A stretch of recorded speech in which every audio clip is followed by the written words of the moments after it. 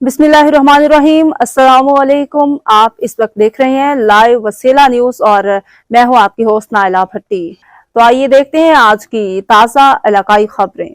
International human rights movement के chairperson Rana बिशारत अली खान का Israel और मकबूजा फलस्तीनी इलाके की सूरत हाल पर बयान।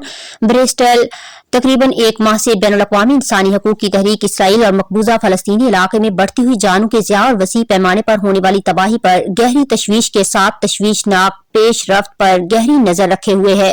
इसराइल में जैसा कि हुक्काम ने इत्तला दी है कि लगभग 1400 जानें ज़ाय हो चुकी हैं और हजारों जख्मी हैं। चौंका देने वाली बात यह है कि बच्चों समेत 200 से ज़ायद अफराद को यरगमाल बना लिया गया है, जिससे लातदाद खानदानों के सदमे का सामना है।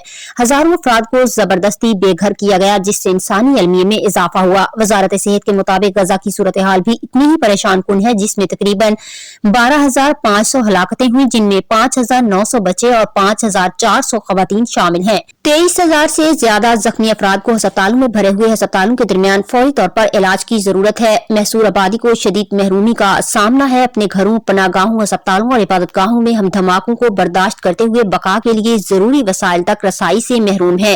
ये बिल्कुल नाकाबिले कबूल है। सेहत की देखभाल की सहूलियात को निशाना बनाने वाले 100 से ज्यादा हमलों की इत्तला दी गई और 7 अक्टूबर से UNRWA के 88 साथियों समेत इमदादी कारकुनों की एक हैरान कुन तादाद अपनी जानों से हाथ धो चुकी है। तहरीक गजा में फौरी तौर पर और जरूरी पैमाने पर इंसानी इमदाद, खुराक, पानी, अद्वियात और ईंधन की बढ़ती हुई जरूरत पर जोर देती है। फौरी तौर पर इंसानी बुनियादों पर जंग बंदी के लिए पुरअज़्म दरख्वास्त की जाती है। 30 दिन गुजर चुके हैं। इस संगीन सूरत हाल का तसलसल नाकाबिले बर्दाश्त है। ये दुश्मनी के फौरी खात्मे का वक्त है।